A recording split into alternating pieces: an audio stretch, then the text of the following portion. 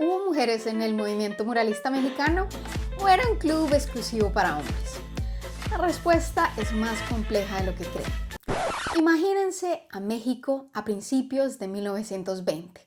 La revolución había terminado, dejando atrás la economía hecha un desastre y un México dividido que anhelaba empezar de nuevo.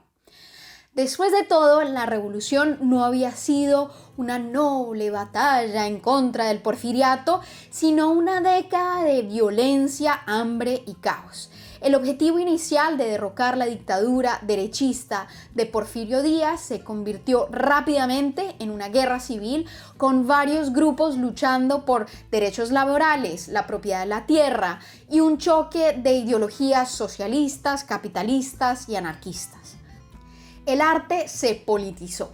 Por ejemplo, el exdirector de la Academia de Bellas Artes, Gerardo Murillo, se alió con los constitucionalistas, movilizando a trabajadores y futuros muralistas como David Alfaro Siqueiros y José Clemente Orozco a su causa en contra de los campesinos liderados por los famosos Emiliano Zapata y Pancho Villa.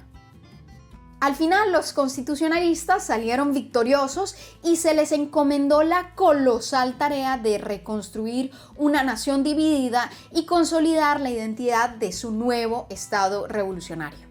En la mente del presidente Álvaro Obregón, ¿quién mejor que el filósofo e intelectual José Vasconcelos para construir esta nueva idea?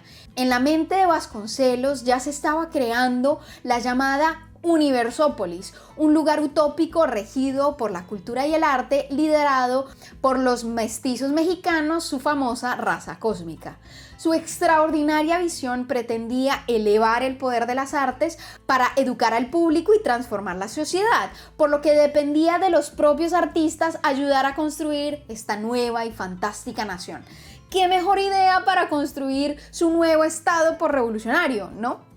Por lo tanto, a su cargo utilizaría los bienes estatales para contratar a los mejores artistas de su generación, que para él, por supuesto, eran todos hombres, como lo eran la mayoría de los estudiantes de la academia, para comenzar a retratar este mundo ilustrado en las paredes de los colegios y edificios gubernamentales para que el público en general, en su mayoría analfabeto, pudiera aprender y convertirse en las piedras angulares de su magnánima visión.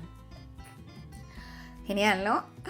Aunque inicialmente contrató artistas como Murillo, Dr. Atler, Roberto Montenegro, Gabriel Fernández de Ledesma y Jorge Enciso, fueron realmente los famosos tres grandes muralistas, Diego Rivera, David Alfaro Siqueiros y José Clemente Orozco, quienes abrazaron este sueño cósmico mezclando sus ídolos intelectuales griegos y medievales con la cultura popular mexicana. Lo interesante es que, si bien Vasconcelos estaba abierto al poder de la participación femenina en su nueva nación utópica, incluso invitando a la poeta y educadora chilena Gabriela Mistral a colaborar en su amplia reforma educativa, para él, como fue el caso de la mayoría de los pioneros culturales de la época, la revolución siempre precedía cualquier otro tipo de lucha, incluida la lucha de género. Probablemente ni siquiera se le pasó por la cabeza contratar a artistas mujeres y mucho menos pensar si eso estaba bien o no, ya que para él su visión implicaba asociarse con los artistas más reconocidos de la academia para lograr su objetivo. Sin embargo, a pesar de lo maravilloso que esto hubiera podido ser y lo grandiosa que era su maravillosa visión, México estaba lejos de ser la utopía que Vasconcelos tenía en mente. Incluso su grupo de artistas se politizó aún más, estableciendo el movimiento como un sindicato con una clara agenda marxista. Para ellos, la revolución tenía un propósito particular: construir un Estado comunista con los trabajadores y por lo tanto ellos mismos, ya que ellos no se veían a sí mismos como artistas ordinarios, sino como parte del proletariado en control. Sin embargo, el gobierno tenía, por supuesto, ideas muy diferentes. Después de todo, la revolución significaba algo distinto para cada uno de sus actores. Por eso, cuando los artistas comenzaron a criticar al gobierno en su nueva revista El Machete, se vieron obligados a decidir entre cancelar la publicación o perder sus encargos murales. Por esta razón, los famosos tres grandes se separaron, cada uno defendiendo un lado diferente de la lucha, poniendo fin al movimiento inicial concebido por Vasconcelos. Pero el muralismo mexicano no se terminó ahí. El gobierno mexicano no era tonto y entendía el poder propagandístico que tenía en las manos. Por lo tanto, la visión evolucionó rápidamente de un deseo helenístico de progreso público para crear una identidad nacional que destacara una única definición de la revolución y justificara la legitimidad del recién formado Partido Nacional Revolucionario.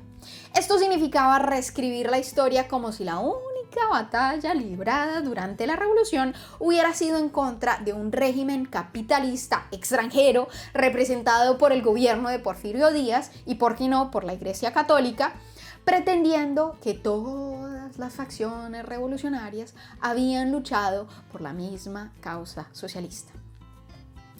Como Rivera fue el único de los tres grandes que decidió permanecer bajo la nómina del gobierno, fue su pincel quien ayudó a construir la revolución deseada, celebrando, por supuesto, al trabajador, al campesino y al hombre indígena puro precolonial. Esta decisión no fue al azar. Durante la presidencia de Plutarco Elías Calles, los líderes católicos se habían rebelado contra la administración para luchar por su participación política y educativa.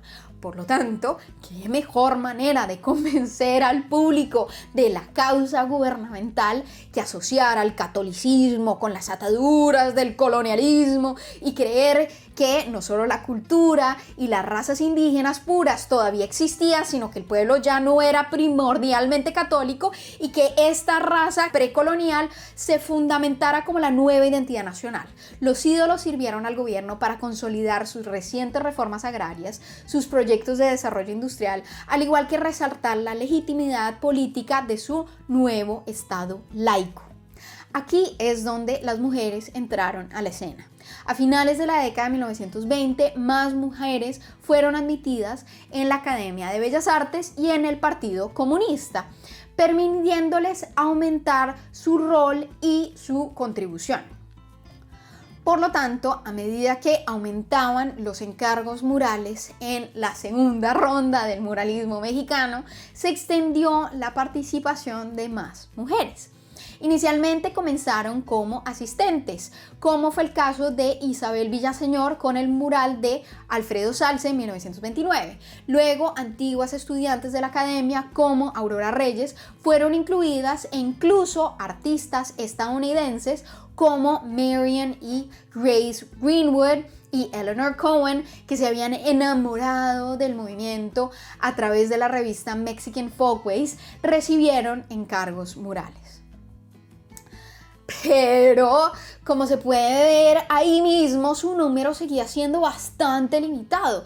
Es importantísimo entender que este movimiento, a diferencia de cualquier otro movimiento en el mundo, bueno, aparte de Rusia, permaneció atado al control gubernamental y, lo que es más importante, a los limitados fondos estatales. A pesar de lo que potencialmente abiertos de mente podían ser los nuevos artistas y este nuevo estado que se consideraba revolucionario, todos luchaban por los mismos fondos limitados que otorgaban las instituciones gubernamentales, quienes preferían, por su parte, contratar artistas hombres de renombre en lugar de artistas mujeres que aún estaban luchando por su rol en el mercado.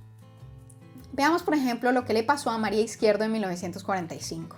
Después de unos años de creciente reconocimiento nacional e internacional, que mucho le costó, por fin recibió un encargo en mural de 200 metros cuadrados en la sede del gobierno federal. Ustedes se pueden imaginar la semejante oportunidad. Sin embargo, justo cuando estaba preparada para comenzar el proyecto, habiendo adquirido todos los materiales y contratado a sus asistentes, el encargo se canceló abruptamente. Según ella, esta decisión fue el resultado de un boicot liderado por los famosos tres grandes muralistas, Rivera, Siqueiros y Orozco, quienes cuestionaron sus capacidades técnicas para completar el proyecto.